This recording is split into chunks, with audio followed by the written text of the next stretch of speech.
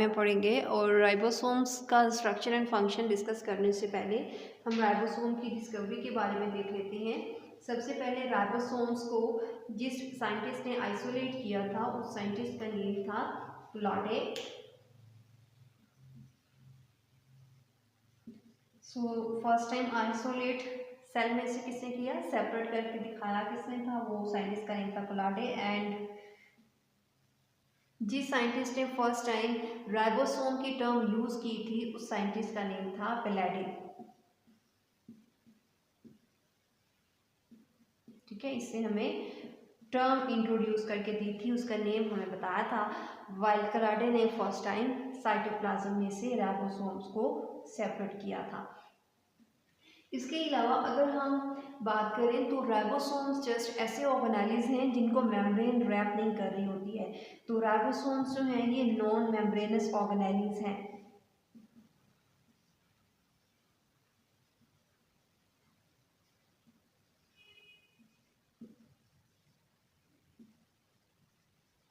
Non membranes organelles हैं, इसका meaning क्या होता है। फॉर एग्जांपल जब हम यूकैरियोटिक एंड प्रोकैरियोटिक का डिफरेंस पढ़ रहे थे इसी चैप्टर के फर्स्ट वाले लेक्चर में, इंट्रोडक्शन में, तो तब हमने पढ़ा था कि यूकैरियोटिक सेल के अंदर जितने भी ऑर्गेनेलिज प्रेजेंट होते हैं उन्हें एक मेम्ब्रेन रैप कर रही होती है इस तरह से। ये यूकैरियोटिक सेल के ऑर्गेनेलिज से, वाइल प्रोकैरियोटिक सेल के अंदर जितने भी ऑर्गेनेलिज होते हैं उन्हें कोई मेम्ब्रेन रैप नहीं कर रही होती है और उनके जो ऑर्गेनेलिज हैं वो इस तरह से नेकेड होते हैं। राइबोसोम्स ऐसे स्ट्रक्चर्स हैं जिन्हें कोई मेम्ब्रेन रैप नहीं कर रही होती है, तो इट मींस कि राइबोसोम्स जो हैं ये दोनों सेल्स के अंदर प्रेजेंट होंगे, यूकैरियोटिक सेल में भी और प्रोकैरियोटिक सेल में भी।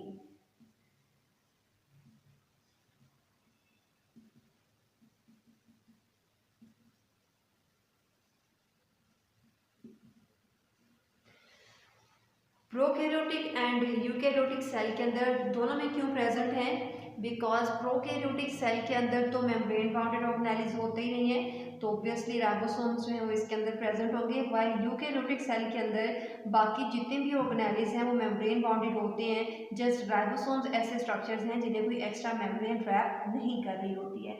ठीक है, तो प्रोकैरियोटिक सेल के अंदर भी हैं और यूकैरियोटिक सेल दोनों के अंदर प्रेजेंट होते हैं। वाइल यूकैरियोटिक सेल के अंदर ये रेड ब्लड सेल्स में एब्सेंट होंगे। जब हम न्यूक्लियस का पढ़ रहे थे तो तब मैंने आपको बताया था कि रेड ब्लड सेल्स के अंदर जितने भी ऑर्गेनेलिज हैं उनको क्यों नहीं रखा जाता, बिकॉज रेड ब्लड सेल्स का फंक्शन होता है कि हीमोग्लोबिन के थ्रू ऑक्सीजन को कैरी करें। तो मैक्सिमम रेड ब्लड सेल्स के अंदर हीमोग्लोबिन को फिल करवाया जाता है सो डैट जो उनका बेसिक फंक्शन है वो वही कर सके। तो बाकी ऑर्गेनेलिज जो है वो रेड ब्लड सेल्स के अंदर फिल नहीं करवाए जाते। ये हमने न्यूक्लियस में भी इसके बारे में बात की थी। अब हम देख लेते हैं कि राइबोसोम्स क्या साइज क्या होता है और ये सेल में कहाँ पे लोकेटेड होते हैं। बट उससे पहले पैलेडी ने किस ईयर में ये टर्म इंट्रोड्यूस करवाई थी ये इसके साथ ऐड कर लें। 1955 में पैलेडी ने ये टर्म इंट्रोड्यूस करवाई थी राइबोसोम्स की। ठीक है, तो अभी हम उसके साइज की बात कर लेते हैं। तो राइबोसोम्स का जो साइज है ये 150 से 200 एंगस्ट्रॉम तक होता है। 150 से 200 एंगस्ट्रॉम तक इसका साइज होता है। इसके अलावा अगर हम राइबोसोम्स की लोकेशन की बात करें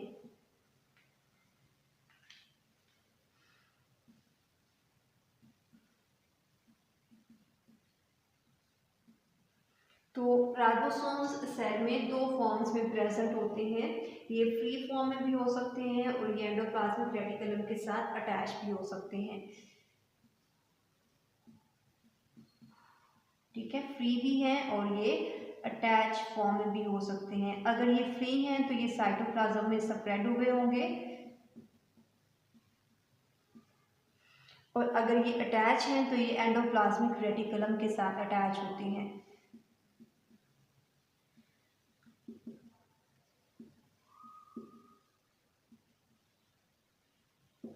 और एंडोप्लाज्मिक रेटिकुलम एक ट्यूब्यूल्स का बना हुआ नेटवर्क है जिसके बारे में आप लोगों ने पहले पढ़ा है।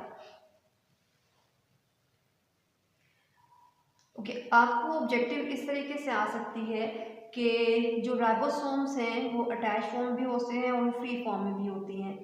तो यूकैरियोटिक सेल के अंदर ये किस फॉर्म में होंगे और प्रोकैरियोटिक सेल के अंदर ये किस फॉर्म में प्रेजेंट होते हैं।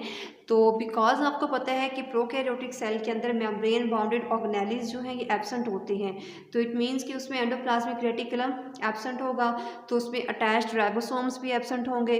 तो in case of prokaryotic cell जो राइबोसोम्स हैं वो हमेशा फ्री फॉर्म में प्रेजेंट होते हैं, वो इस तरह से साइटोप्लाज्म के अंदर स्प्रेड हुए होते हैं, वो किसी चीज़ के साथ अटैच नहीं होते हैं। वाइल यूकैरियोटिक सेल के अंदर ये इस तरह से एंडोप्लाज्मिक रेटिकुलम के साथ अटैच फॉर्म में भी हो सकते हैं। फ्री फॉर्म और अटैच्ड फॉर्म के अलावा कुछ राइबोसोम्स ऐसे होते हैं कि जो साइटोप्लाज्म में नहीं है, वो किसी ऑर्गेनेली के अंदर प्रेजेंट होते हैं। तो उसकी एग्जांपल देख लेते हैं कि वो कौन से ऑर्गेनेलिस के अंदर प्रेजेंट होती हैं। माइटोकॉन्ड्रिया के अंदर भी राइबोसोम्स प्रेजेंट हैं,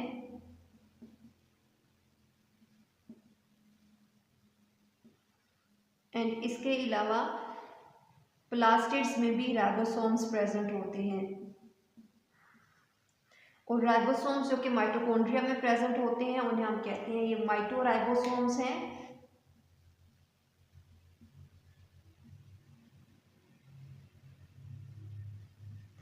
वाइल वो राइबोसोम्स जो कि प्लास्टिड्स के अंदर प्रेजेंट होते हैं उन्हें हम कहते हैं ये प्लास्टिडोराइबोसोम्स हैं।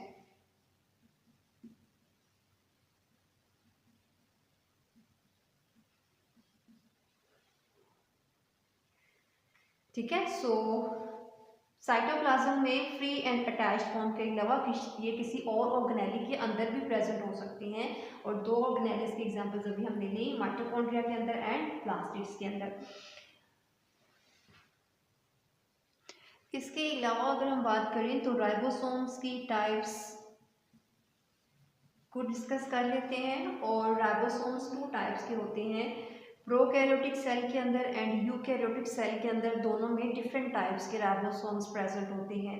वो राइबोसोम्स जो कि यूकैरियोटिक सेल के अंदर होते हैं वो 80S होते हैं, और जो प्रोकैरियोटिक सेल में होते हैं वो 70S होते हैं।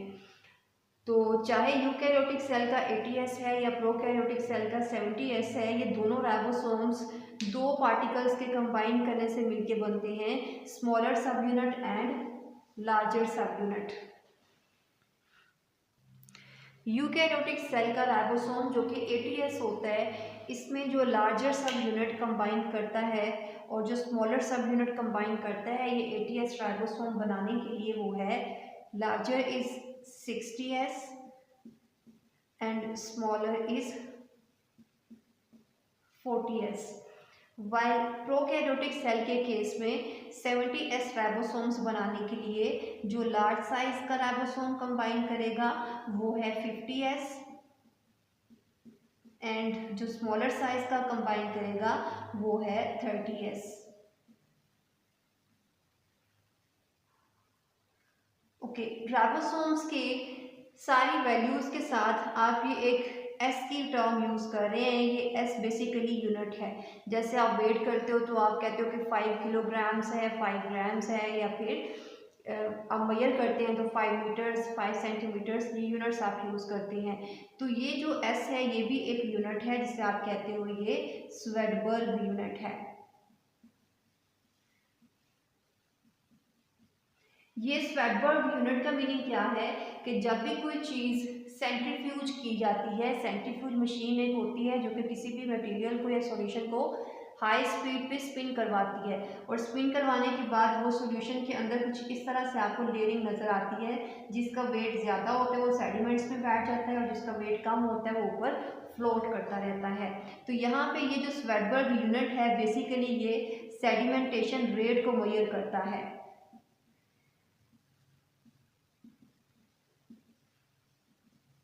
सेडिमेंटेशन रेट को मेजर करता है, इसका मीनिंग क्या है कि कोई भी चीज़ कितनी जल्दी सेडिमेंट्स में जाके बैठती है, और वो जिसका वेट ज़्यादा होगा वो जल्दी सेडिमेंट्स में बैठ जाएगी, और उसका जो एस का यूनिट है, जो स्वेडबर्ग यूनिट है, वो भी ज़्यादा होगा।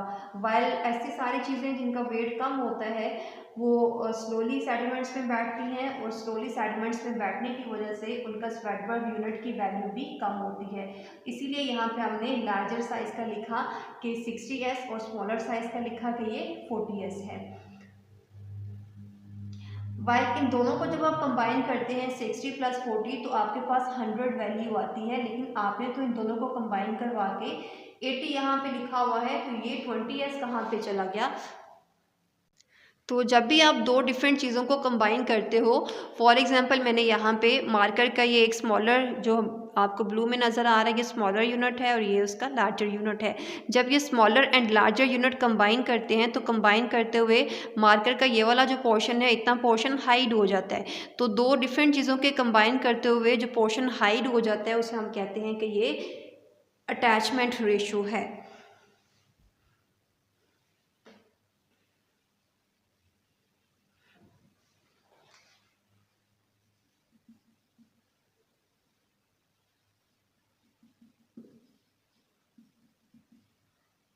ठीक है, तो यूकैरियोटिक सेल के अंदर अटैचमेंट रेशो कितनी है, 60 + 40 100 होना चाहिए, लेकिन यहाँ पे हमने 80 लिखा है, तो इट मीन्स के यूकैरियोटिक सेल के केस में अटैचमेंट रेशो 20s है। वाइल प्रोकैरियोटिक सेल के केस में 50 + 30 इज 80।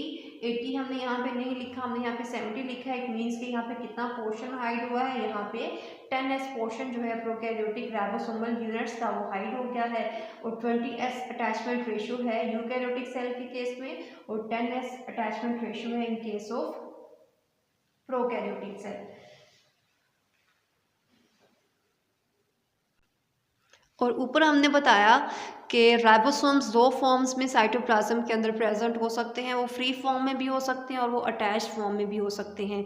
तो अगर कोई भी राइबोसोम किसी एंडोप्लाज्मिक रेटिकुलम के साथ अटैच होना चाहता है, तो हमने यहाँ पे बोला कि एक स्मॉलर सब यूनिट होता है इस तरह से और एक लार्जर सब यूनिट होता है।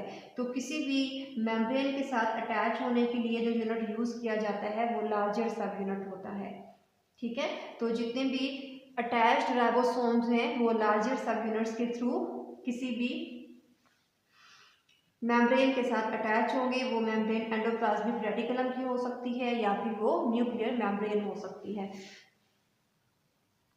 और ये लार्जर यूनिट किसी भी मेम्ब्रेन के साथ अटैच होने के लिए जिस प्रोटीन को यूज करता है उस प्रोटीन का नेम है राइबोफोरिन।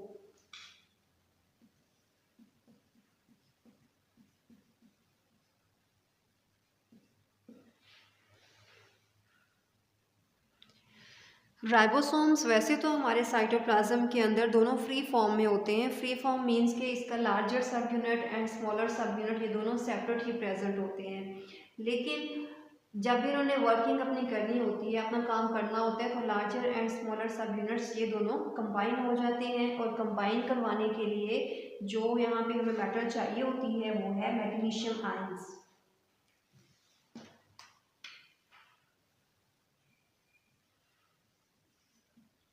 ठीक है, लार्जर एंड स्मॉलर सब यूनिट्स राइबोसोम्स के दोनों को अटैच करवाने के लिए जो आयन चाहिए होता है वो है मैग्नीशियम आयन, और इसकी कंसंट्रेशन कितनी रिक्वायर्ड होती है, 0.001 मोलर।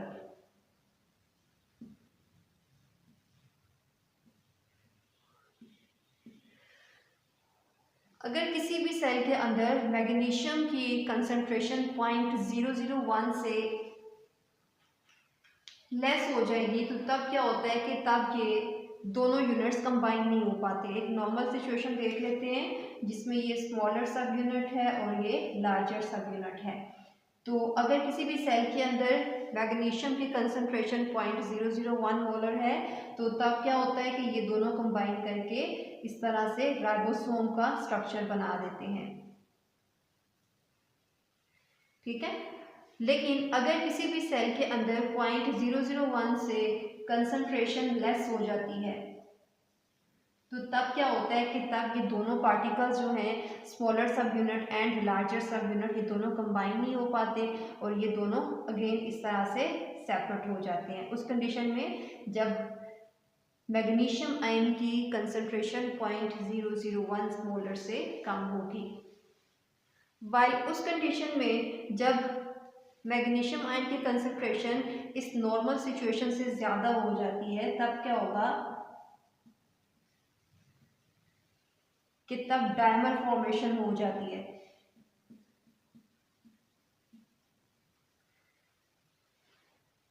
डाई का मीनिंग होता है टू एंड मर यहाँ पे मॉलिक्यूल के लिए टर्म यूज़ की जाती है। इट मीन्स कि फॉर एग्जांपल ये हमारा एक राइबोसोम था तो इसके साथ एक सेकंड राइबोसोम इस तरह से आके अटैच हो जाएगा। हमारा पर्पस जस्ट ये है कि राइबोसोम के स्मॉलर एंड लार्जर सब यूनिट्स को कंबाइन करके उनकी वर्किंग पे लगा देना। अगर कंसंट्रेशन इससे कम होगी तो ये दोनों कंबाइन नहीं हो पाते हैं, और अगर कंसंट्रेशन इससे ज़्यादा हो जाएगी तो तब क्या होता है कि दो डिफरेंट राइबोसोम्स एक दूसरे के साथ अटैच हो जाते हैं और दोनों एक दूसरे की वर्किंग को अफेक्ट कर सकते हैं।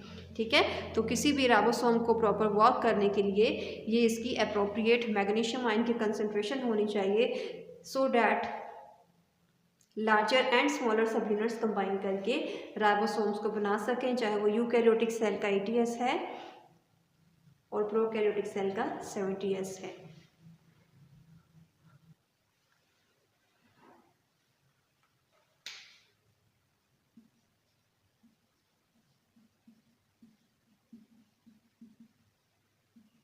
अगर हम राइबोसोम्स की कंपोजिशन की बात करें तो इसमें से जो 70S राइबोसोम्स होते हैं जो कि यूकैरियोटिक सेल के अंदर प्रेजेंट होते हैं, ये मैं उनकी कंपोजिशन पहले लिख रही हूँ।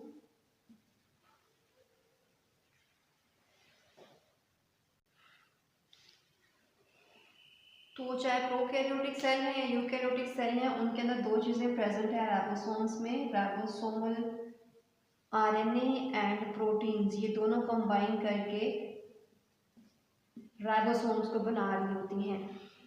70S जो कि प्रोकैरियोटिक राइबोसोम्स हैं, उनके अंदर 60 से 65% राइबोसोमल RNA प्रेजेंट होता है।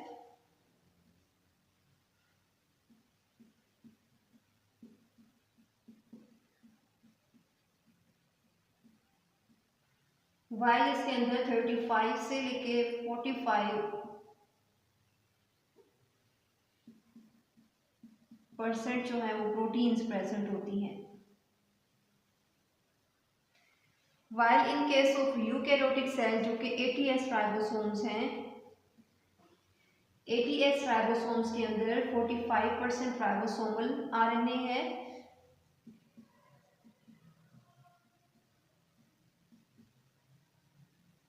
एंड 55% प्रोटीन्स प्रेजेंट होती हैं।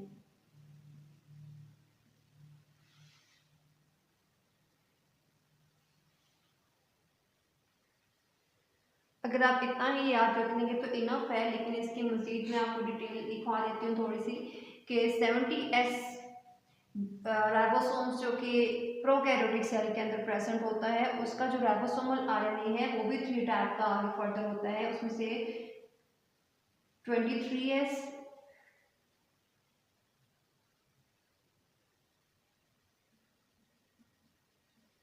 5S एंड 16S, 3 तरह के राइबोसोमल RNA प्रेजेंट होते हैं प्रोकैरियोटिक सेल के अंदर। इनमें से जो 23 एंड 5S हैं, ये उसका लार्जर सब यूनिट बना रहे होते हैं, और लार्जर सब यूनिट उसका कितना होता है 50S। ठीक है, ये दोनों मिलके क्या बनाएंगे, ये लार्जर सब यूनिट बनाएंगे, और जो 16S है ये स्मॉलर सब यूनिट बनाएंगे। ठीक है, सो 23S 5S जो है राइबोसोमल RNA प्रोटीन्स के साथ कंबाइन करेंगे और क्या बनाएंगे 50S, एंड 16S 30S जो कि स्मॉलर सब यूनिट है प्रोकैरियोटिक सेल का, उसको बनाते हैं। In case of eukaryotic cell ribosomal RNA जो है ये 4 टाइप्स का होता है, जिसमें से एक 28S है,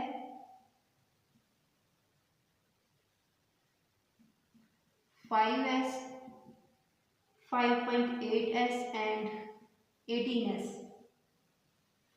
फर्स्ट 3 जो हैं ये तीनों कंबाइन करके लार्जर सब यूनिट बनाएंगे यूकैरियोटिक सेल का, जो कि 60S है, और 18S कंबाइन करके स्मॉलर सब यूनिट को बनाएगा प्रोटीन्स के साथ कंबाइन करके, जो कि 40S होगा।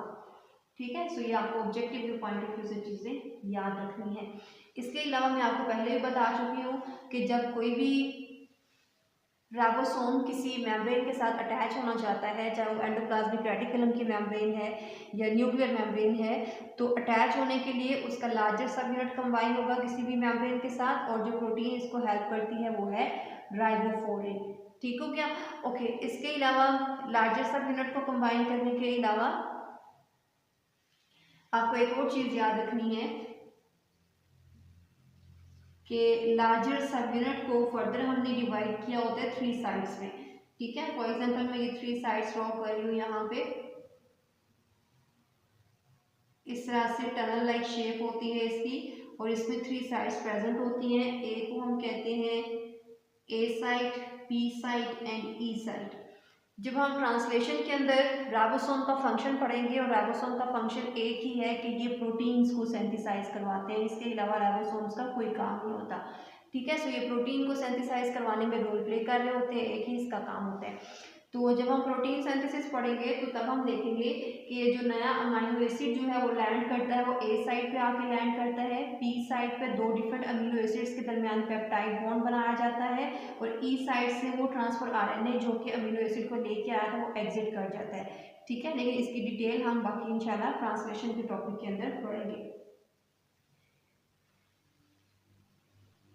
इसके अलावा जो स्मॉलर सब यूनिट होता है, जब प्रोटीन की सिंथेसिस हो रही होती है तो जो मैसेंजर आरएनए डीएनए की इंफॉर्मेशन लेके आता है वो स्मॉलर सब यूनिट के साथ कंबाइन होता है। ठीक है, और जो लार्जर सब यूनिट है वो किसी भी मेम्ब्रेन के साथ अटैच होगा। अगर वो अटैच फॉर्म में है, वो फ्री फॉर्म में है तो तभी किसी के साथ भी अटैच नहीं होगा। इसके अलावा लार्जर सब यूनिट की 3 साइड्स हैं, ए, पी एंड ई। ए जहाँ पे अमीनो एसिड को लैंड करवाया जाता है इसे हम कहते हैं ये अमाइनो एसाइल साइट है।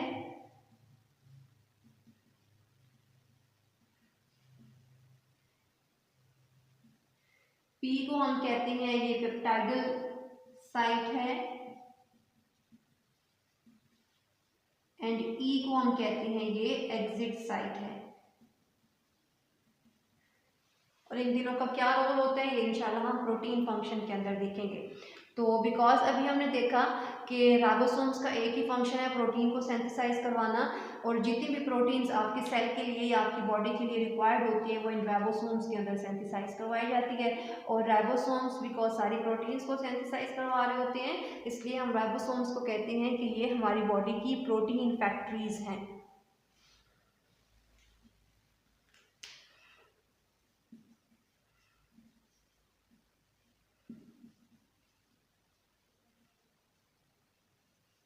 ठीक है, तो प्रोटीन फैक्ट्री हमने राइबोसोम्स को क्यों बोला है, बिकॉज ये जितने भी प्रोटीन हमारी बॉडी के लिए रिक्वायर्ड होती है वो यहाँ पे सिंथेसाइज करवाई जाती है। तो ये था बेटे राइबोसोम